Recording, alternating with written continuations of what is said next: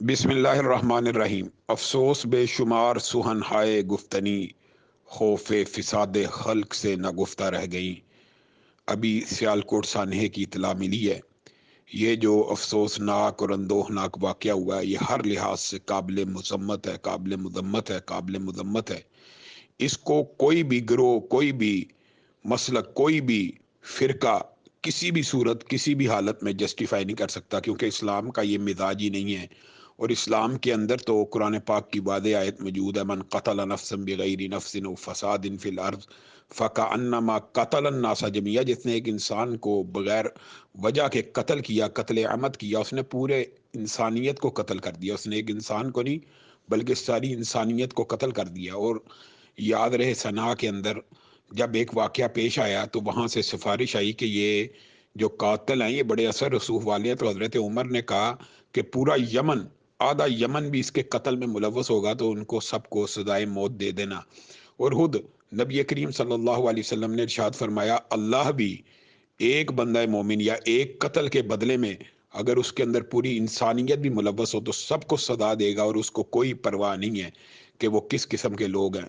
تو بنیادی طور پہ تو اسلام کے اندر ماورائے عدالت قتل کا ایک بہت ہی اصولی طور پر بڑا واضح سا حکم موجود ہے کہ ماورائے عدالت قتل اسلام میں موجود ہی نہیں ہے۔ جرم کی نوعیت جتنی مرضی سنگین کیوں نہ ہو، مجرم کو یہ صفائی دینے کا حق حاصل ہے کہ وہ اپنے جرم کی صفائی دے۔ اور پھر یہ 40-50 لوگوں کو کس نے حق دیا کہ خود عدالت لگائیں، خود فیصلہ کریں اور خود سزائے موت کو نافذ کر دیا جائے؟ سزائے موت کو نافذ کرنا صرف اور صرف عدلیہ اور ریاست کا کام ہے، اور عدلیہ اور ریاست کے کام کے علاوہ یہ صرف عدلیہ اور ریاست کا ہی کام ہے، اور عدلیہ اور ریاست کے علاوہ یہ کام کوئی انفرادی طور پہ سر انجام دے تو اس کے اندر فتنہ ہی فتنہ ہے۔ تو ہمارا تو یہ مطالبہ ہے کہ اس کو بڑے باریک بینی سے پروب کیا جائے۔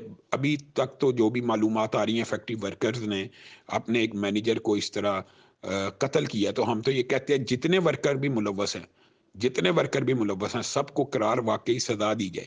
لیکن ایک بات میں ضمنی طور پہ یہاں پہ ضرور کہنا چاہتا ہوں، جب بھی اس قسم کا کوئی واقعہ منظر عام پہ آتا ہے، جیسے سابقہ سانحہ ہوا تھا، ایک بینک گارڈ نے مینیجر کے اوپر الزام لگا کے توہین رسالت کا تو اس کو قتل کر دیا تھا۔ جب بھی اس طرح کے کوئی سانحات یا واقعات ہوتے ہیں تو ایک خاص مافیا ایک دم آواز اٹھانا شروع کر دیتا ہے کہ اس قانون کو ختم کیا جائے۔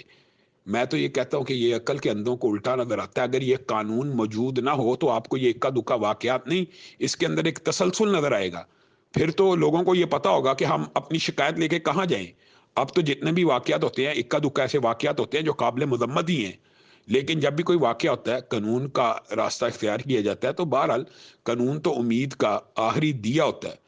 تو اگر ہم اس قانون کو ہی اس آڑ میں ختم کرنے کی کوشش کریں گے تو اس کے اندر افراتفری کا اور انتشار کا زیادہ موقع ملے گا، اور زیادہ لوگ قانون ہاتھ میں لیں گے کہ اس کی کوئی سزا ہی موجود نہیں۔ اب تو لوگوں کو یہ ہے کہ اس قانون کے اندر یہ سزا موجود ہے، اگرچہ اس بات کو بھی دیکھنے کی ضرورت ہے کہ کیا 70 برس ہو گئے ہیں کہ واقعی آج تک ایک بھی مجرم جو ہے تو انر سالت کا اس کو سزا نہیں ہوئی؟ تو یہ بھی معاملہ ہے دیکھنے کی ضرورت ہے۔ لیکن آج جو واقعہ ہوا ہے، آج جو سانحہ ہوا ہے، اس کے اوپر پورے مذہبی طبقے کی نمائندگی کرتے ہوئے میں کہتا ہوں اس کا بریک بینی سے جائزہ لیا جائے، اور اس کی غیر جانبدارانہ تحقیق اور تفتیش ہونی چاہیے، اور ملک کے اندر اس کلچر کا خاتمہ ہونا چاہیے کہ کسی کے اوپر بھی ذاتی دشمنی کی بنیاد کے اوپر تو انہیں رسالت کا الزام دے کے قتل کر دیا جائے۔ تو بنیادی طور پہ بات یہ ہے، اگر آپ خود عدالت لگا لیں گے، خود فیصلہ کریں گے، تو آپ کا یہ جو قتل عمد ہے یہ آپ جسٹیفائی نہیں کر سکتے۔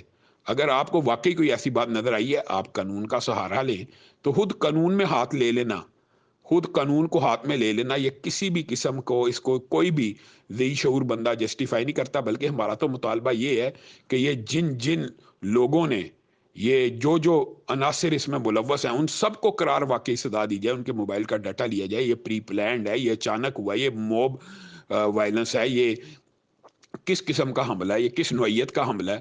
تو اس وقت ہم یہی کہنا چاہتے ہیں کہ پورے پاکستان کی مذہبی جماعتیں، مذہبی طبقہ، اسلام پسند، اسلامی جورسڈکشن کو سمجھنے والے، وہ آپ کے سامنے یہ موقف رکھ رہے ہیں کہ ایک انسان کا قتل پوری انسانیت کا قتل ہے، اور ماورائے عدالت قتل اسلام میں کسی بھی صورت جائز نہیں ہے۔